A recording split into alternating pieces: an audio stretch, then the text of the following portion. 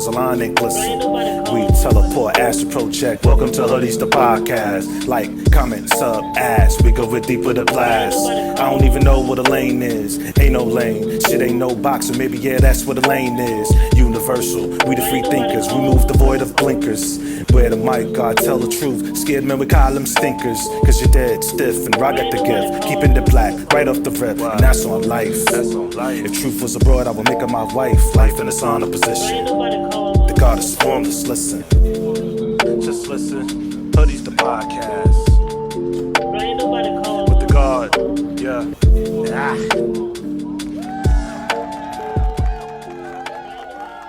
Pockets.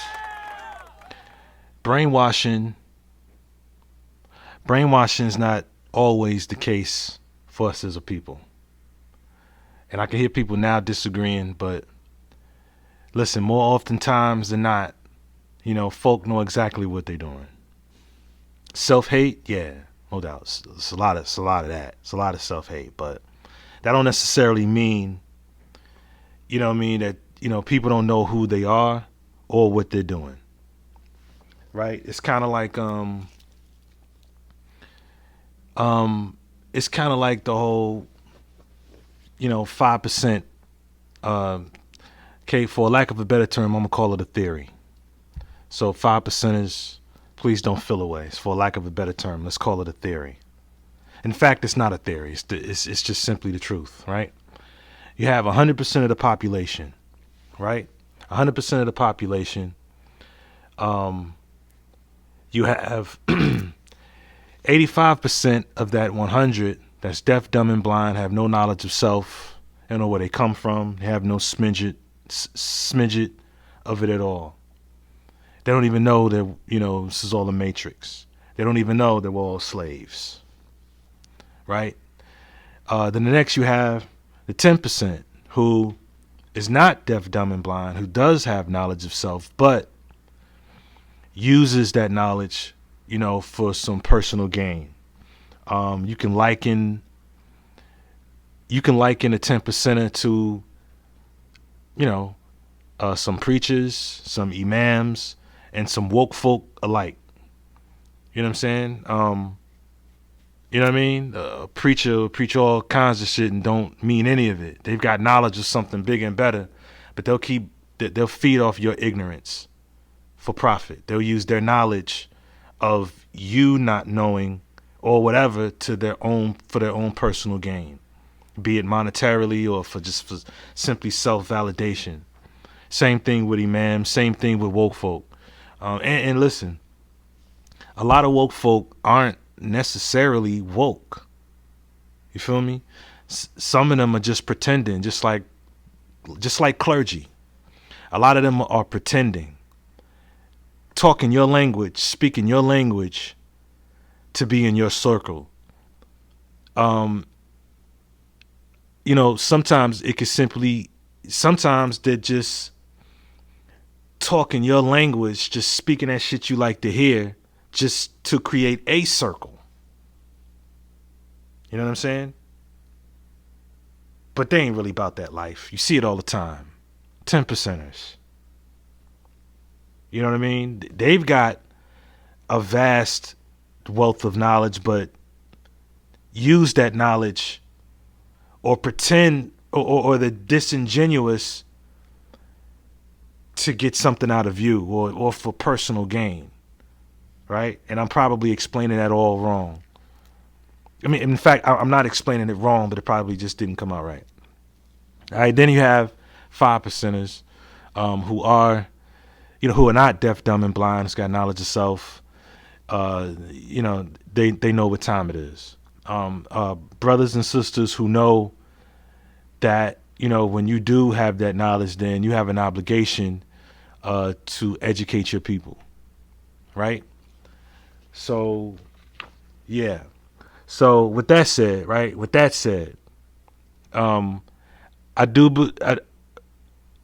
believe that there is, that there are people who do know, who are totally aware of, like I said before, like who they are and what they're doing. Okay, so with that said, and if we're being honest here, right? Look at me. Look at me, right? I carry a 45. It's Fannie Lou. Fannie Lou. I carry a 45. Try to stay in some type shape, hitting a heavy bag, sparring here and there. Because I don't want to be, caught out there when some cracker wants some smoke. I mean, well, it's for health reasons as well. It's for health reasons, and if you got a thing with blood pressure, then you know what I'm talking about. Like when you work out, it causes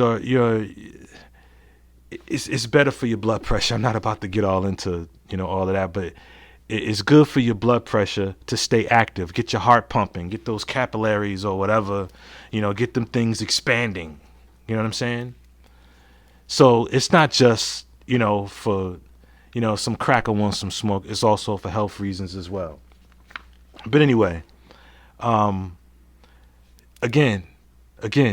if we're being honest, I'm probably more likely to be confronted, though, by my own kind. All right? I'm probably more likely, in all honesty, to be shot by one of my own kind.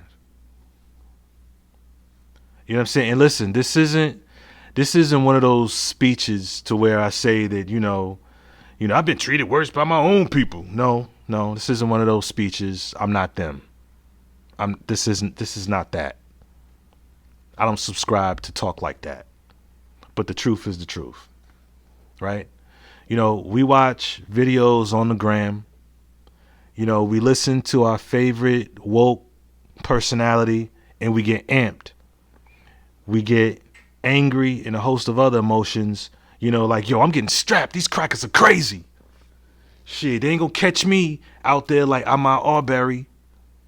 You know what I'm saying? They ain't gonna catch me like these little youngins out here grabbing them, because they don't think they should be walking through their neighborhood and this youngin don't necessarily know what to do. No, they ain't gonna get me like that. I'm getting strapped. I'm gonna hit the heavy bag. I'm gonna spar. I'm gonna get shit. I'm gonna strengthen up my core. All of that. Preparing ourselves, should we be the ones to be confronted by some crackers that want smoke.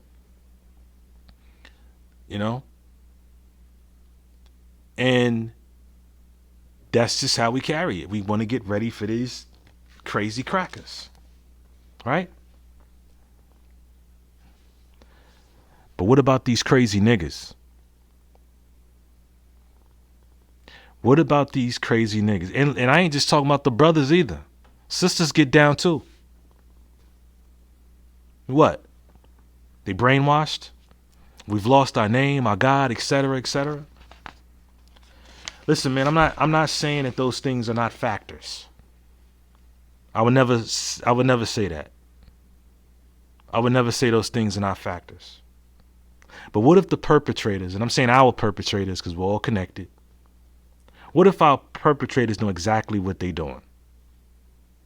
What if they don't give a damn if we were once kings and queens, creators of thought, logic, and medicine? I mean, that's dope for teaching purposes, but we ain't been that for quite some time, for being honest here. We haven't been that for quite some time, not collectively. Sure, we got pockets of gods and goddesses and revolutionaries and master teachers, etc. But we are seriously outnumbered by niggas. You'll find more niggas willing to kill a nigga than you are to hug one. And that probably didn't come out right either. But you'll find more niggas that's willing to kill a nigga way before they ever hug a nigga. And that might be a bar. Okay? When a self-hater, and we got a lot of those, a lot. And I'm still looking over the camera's right there.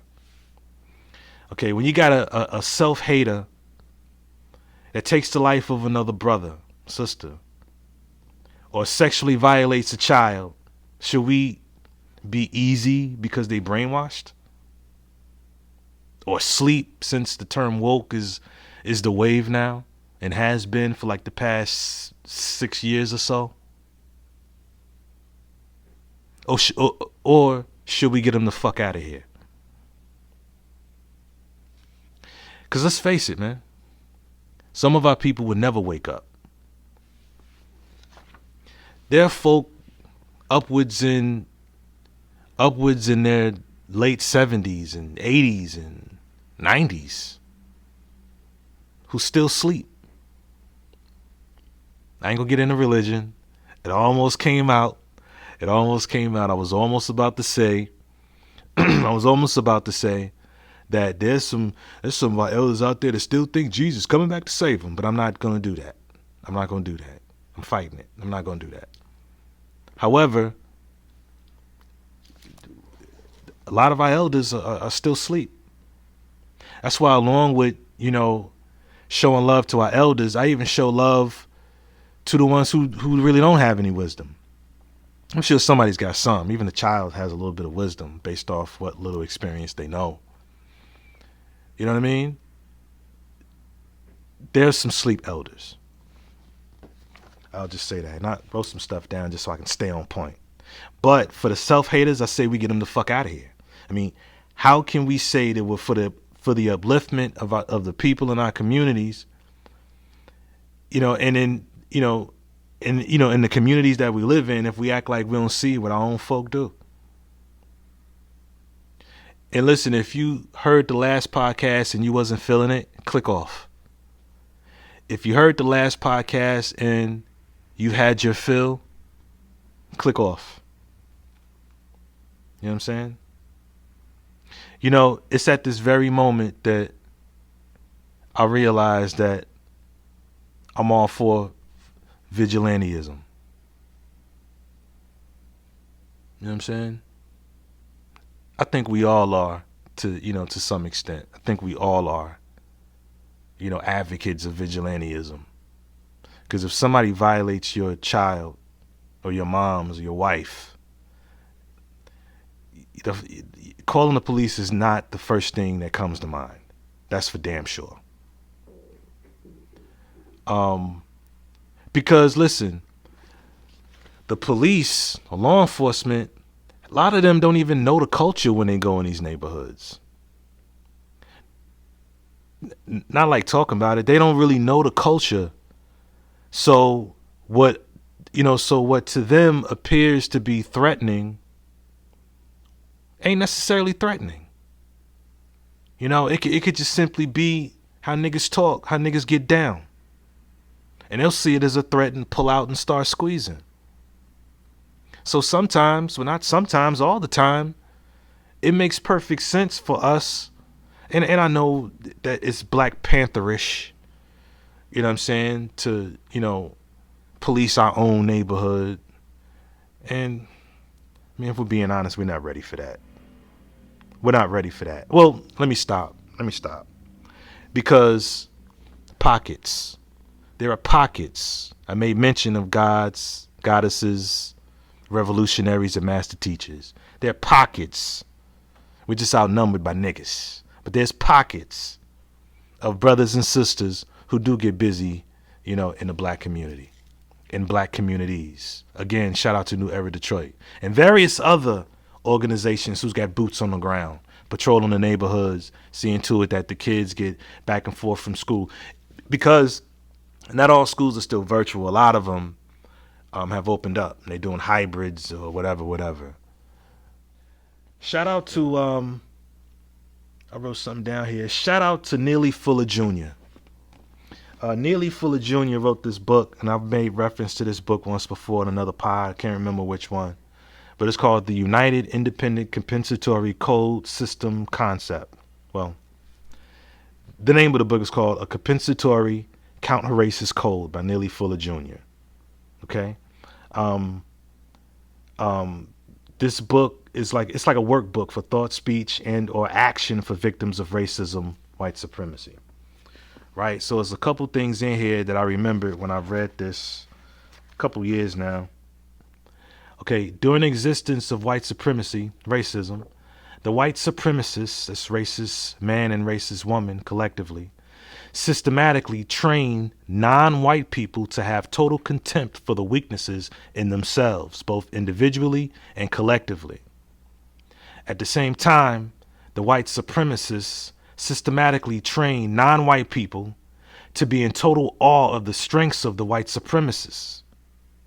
This results in non-white people fighting, killing, and insulting each other out of shame and frustration of feeling helpless or worthless. If you got this book and you can't remember where it is, it's on page 163, Area 5, Law. That's heavy. For the most part, Elder Neely Fuller Jr. is telling us, is advising us rather, to tell us to stay the fuck away from each other unless we necessarily have to. And that as long as the system of white supremacy is in place, as he put it, you know what I'm saying? As long as that's in place, you know, we have to keep in mind that non-white people, us, have total contempt for the weakness in ourselves, both individually and collectively. And at the same time, we're systematically trained, okay, to be in total awe of the strengths of the white supremacist, which results in us fighting, killing, and insulting one another out of shame and frustration from feeling helpless or worthless. That kind of, I don't know, does that debunk my stance? There was something else I highlighted. Okay, here's a question, right? It says, what can you do to stop non-white people from hating themselves and each other? And Neely Fuller's answer to that question is, as long as white supremacy exists, there's nothing that anyone can do that will stop non-white people, us, from hating themselves and each other. As long as white supremacy exists, non-white people can only attempt to minimize conflict by avoiding all contact with each other, except for the purpose of helping each other to accomplish specific deeds that serve constructive purposes. These specific deeds must include speaking and or acting according to counter-racist code that is specifically designed to help reduce the end of white supremacy, racism, and help replace it with justice, which is balance between people. Wow. I want to read this book again, and a host of others. So, with our elder, with the words of our elder, or in reference to the words of our elder, Brother Neely Fuller Jr., with that said, is that what we do? Stay as far away from each other as possible?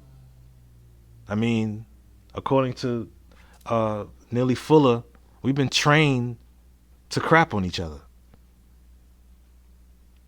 We've been trained. It's another sad reality. And listen, you know, a couple pods before, again, I can't remember which ones, I talk all this shit and then I get stuck thinking that, you know, we just screwed. You know what I mean? It's like if it's not the system, it's us. And it's us because of the system. And with all due respect, to our elder, Brother Neely Fuller Jr., right? I still can't help but think, what about the ones who does? What about the ones who do? The ones who do know? The ones who know. I'm sure a lot of you listening to me read what I just read from Neely Fuller's book, The Compensatory Counter-Racist Code. I'm sure for a lot of you who listen to that, that's not a news flash to you. That's not something that we didn't already know. He just worded it so eloquently, right? But that's not a news flash. You know how sometimes you already know something, you feel something, but yet when you read it, it's almost like, I don't know, I guess it serves as a confirmation of sorts. I don't know. So if we know this already, if I know this and y'all know this, there's definitely a 10%er who knows this. There's definitely someone else who knows this but don't give a fuck. You know, it's like being on a plantation. Being on a plantation, you got one slave, or you have a group of slaves, or a certain type of slave. Sorry, I'm rambling here. You know, who swear up and down that master's treating them right. They say, look, he gives me sleeps. He gives me corn liquor for my medicine. He feeds me, clothing on my back. And I'll be damned if I let some guinea man mess that all up. Now you get on away from me. Talking that business about running away. You's a fool, boy. Right? Then you've got, the woke slave, of, the plantation days, not of these days, who, swears up and down, yo, a man ain't fits to be a slave. A man is fits to be free. Get on away from him. I'm gonna take my wife too. And my little chillin'. I'm gonna get away from here. Right? Then you've got another type of slave, who's aware of it all. Who knows, who feels the sentiment of the 85%er, which is the slave who swears up and down masters treating them well and feeding them well. And then also feels the plight of the woke slave who knows that he deserves so much better than to be a slave. You know what I'm saying? But so this particular slave knows that he's in the matrix. He knows this. But he's an opportunist. He's rolling with whatever is beneficial to him. Personal gain. The 10%er. Quick sidebar. I always got a sidebar, right? Okay. Is the 10%er all that bad? Okay, I'm asking that question because of this. Okay, the 85%er. Is it the 10%er's fault that the 85%er is, it doesn't take the time to research what's going on around them? You know what I'm saying? Is the 10%er's problem for not, for capitalizing off what the 85%er just won't look into for themselves because either they can't or won't? You know what I'm saying? Is it their fault? Because an 85% is going to get manipulated anyway. It's going to get, well, then again, if you know better, try your best to bring other people along. And if you just use them to get over, okay, I get it. However, again, is it their fault that the 85%er, because the 85% is going to get taken advantage of? Yeah, end of sidebar. The 10%er has been whipped too. He's been whipped. The 10% is like, nah, fuck that. I'm looking out for me.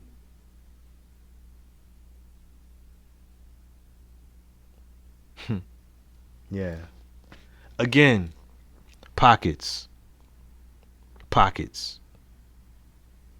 You know what I'm saying? Pockets. Focus on the pockets of gods, goddesses, revolutionaries, and master teachers. Pockets. So, I'm not going to say that that we're all screwed. Like I oftentimes say, I'm done with that. I'm not gonna say we're all screwed. Okay. And I would never ever say that our dear brother and elder Neely Fuller Jr. is incorrect. He's absolutely correct in what he's saying.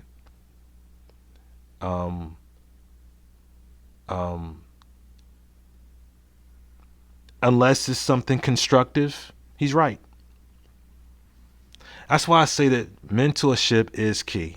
Granted, I'm not out in the street with all these extraordinary brothers and sisters, boots on the ground. Like I said, my bag is mentorship. You know what I'm saying? I want to tap into the minds of the youth, through chess, teach them strategy, plant the seed of self-love, self-worth, entrepreneurship. You know what I mean? That's my bag. That's my bag right there. That's my contribution to the struggle. And in reference to mentorship, the Skill Youth Chess Club, myself and the president, little brother Shaka, was chopping it up this past Saturday. And, some of the things that, like I said, we're going to re-strategize and things like that. Oh, man, we had a great build. And I'm looking at right before school starts back for the relaunch. We've got a lot of things to do in between now and then. So we're going to go ahead and rock out in the summer. A lot of members would be gone for the summer anyway. So to start it now wouldn't even make sense. But we've got a lot to do. A lot of things, a lot of documents to put in place. We got to change the chess club creed. There's a lot of restructuring we're still doing. And see, he's an extraordinary young man, and I'm extremely fortunate to have such a brilliant young mind to help me relaunch the Skill Youth Chess Club. So shout out to the Skill Youth Chess Club. Long live the Skill Youth Chess Club. It's the mentoring program specifically designed for indigenous boys. You understand? So yeah, more on that coming up soon. But I'm gonna get out of here, and I'm not gonna say I'm getting out of here 1,001 times before I actually get out of here. But before I do get out of here, I want to leave you guys with a concluding quote. All right? And the quote reads as such: "Pay no attention to the man who criticizes unless he's doing something better than what he criticizes." Marcus Garvey. I'm the God Rashidi. This is Hoodies. I don't even know what a lane is. Peace. Ain't nobody calling. You know, box neighbor.